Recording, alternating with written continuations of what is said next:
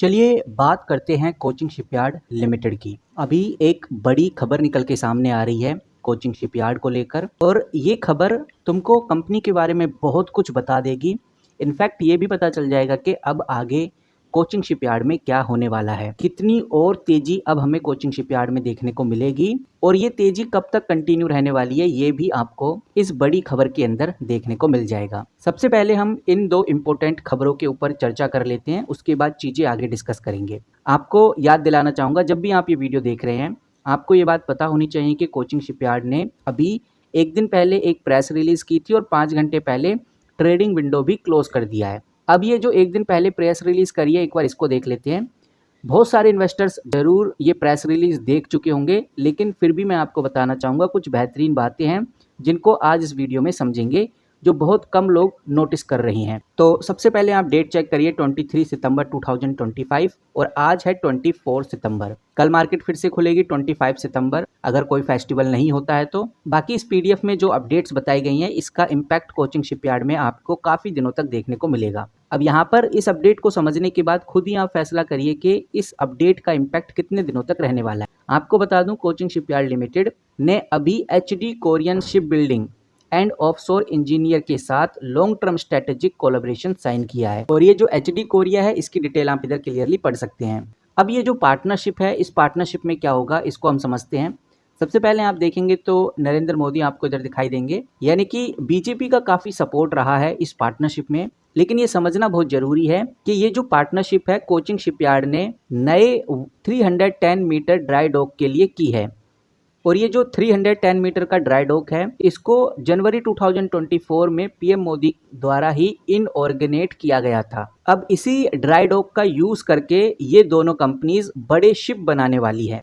जैसे कुछ शिप्स और कंटेनर्स, जैसे कुछ शिप और टैंकर्स के नाम लिए गए हैं। शूमैक्स टैंकर हो गया, कंटेनर शिप हो गया, cap size bulk carrier ship हो गया। और ये पार्टनरशिप का कहना है कि एक साल में 6 से ज़्यादा शिप हम बनाकर तैयार कर देंगे। वहीं इस पार्टनरशिप के द्वारा ये भी कहा जा रहा है कि हम नया बिजनेस एरिया जिसको ग्रीनफील्ड शिपयार्ड बोलते हैं इसको भी हम एक्सप्लोर करने वाले हैं। और कंपनी ने ये भी बताया है कि ये जो इनिशिएटिव हम उठा रहे हैं ये इंडिया का जो गोल है, इंडिया नेशनल का जो गोल है, एक मैरीटाइम इंडियन विजन जो सरकार लेकर चल रही है 2030 का, और वहीं ये जो अमृत काल विजन लेकर चल रही है 2047 का, ये पार्टनरशिप इसको फुली सपोर्ट करता है। इसीलिए आप देखते हैं कि भाई गवर्नमेंट, अभी की गवर्नमेंट बीजेपी काफ़ी ज़्यादा सपोर्ट कर रही है इस पार्टनरशिप को, और वो चीज़ हमें इधर बहुत क्लियरली दिखाई भी देती है। तो एक तो ये बात हो गई। दूसरी और बड़ी बात है, दूसरी और बड़ी अपडेट है जो आप इधर देख सकते हैं। अभी कंपनी ने तमिलनाडु गवर्नमेंट के साथ भी एक एमओयू साइन कर लिया है, और ये बात हमें नहीं भूलनी चाहिए कि जो तमिलनाडु है, तमिलनाडु की नोडल एजेंसी के साथ ये एमओयू साइन किया गया है। यहाँ पर अगर अमाउंट की बात करें तो 15,000 करोड़ रुपए का ग्रीनफील्ड शिपयार्ड इन्वेस्टमेंट का प्लान कंपनी लेकर चल रही है, जिसमें मॉडर्न शिप रिपेयरिंग फैसिलिटी भी आगे देखने को मिलेगी। तो मोटा मोटी जो सवाल है, जो मुद्दे की बात है, उसको थोड़ा समझ लेते हैं, यानी कि इन्वेस्टर्स और मार्केट के लिए ये दोनों अपडेट कितनी सक्सेसफुल साबित होंगी। तो ये बात तो बहुत साफ नज़र आती है इस पीडीएफ से कि ये जो डेवलपमेंट है कोचिंग शिपयार्ड के लिए एक बहुत अच्छा ग्रोथ ट्रिगर साइन है। इससे कंपनी ग्लोबल शिप बिल्डिंग में एंट्री कर रही है, जो साफ नज़र आता है। कंपनी का जो कैपेक्स है वो भी कंटिन्यूसली बढ़ता जा रहा है, और अभी के टाइम पे अगर आप कंपनी का मार्केट कैप देखोगे तो 50,000 करोड़ के आसपास आपको देखने को मिलेगा। तो ओवरऑल कह सकते हैं कि स्टॉक मार्केट के एंगल से देखें तो न्यूज़ काफ़ी पॉजिटिव है। इन्वेस्टर्स का सेंटीमेंट काफ़ी पॉजिटिव इधर बूस्ट होता हुआ नजर आने वाला है। वहीं कंपनी ने एक और बड़ी अपडेट निकाल दी है इसी के बीच में, जो आप इधर देख सकते हैं 5 घंटे पहले की है, और मैं ऑलरेडी बता चुका हूँ इसके बारे में। और अगर हम फिर से बात करें तो आपको बताना चाहूँगा, कंपनी ने अभी ट्रेडिंग विंडो को क्लोज कर दिया है, यानी कि कंपनी के शेयर बेचने और खरीदने के ऊपर एक लॉक पीरियड लगा दिया गया है।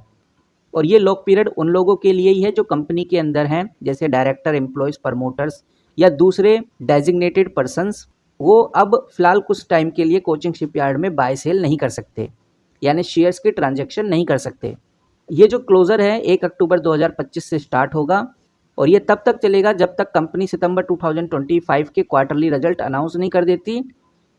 और जिस दिन कंपनी के लेटेस्ट क्वार्टरली रिजल्ट अनाउंस होंगे उसके 48 घंटों के बाद इस चीज़ को हटा दिया जाएगा, यानी इस ट्रेडिंग विंडो को ओपन कर दिया जाएगा।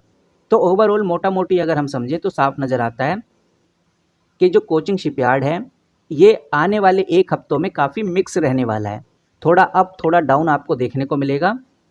लेकिन अगर आप बहुत बिग जंप की चाहत रखते हैं इस कंपनी को लेकर, तो वो चीज़ अभी आपको देखने को नहीं मिलेगी, क्योंकि हर इन्वेस्टर क्वार्टर 2 के रिजल्ट का वेट कर रहा है और ऊपर से ट्रेडिंग विंडो भी क्लोज होने वाली है। वहीं अगर आप कंपनी के पॉजिटिव फैक्टर को लेकर बात करें, तो पॉजिटिवली इस कंपनी के अंदर मैं आपको बता ही चुका हूं कि कंपनी ने बिग कोरियन डील करी है। एचडी कोरियन के साथ एमओयू कंपनी ने साइन कर लिया है शिप बिल्डिंग कोलैबोरेशन के लिए। एक 15,000 करोड़ का Tamil Nadu shipyard project announce company ने किया है।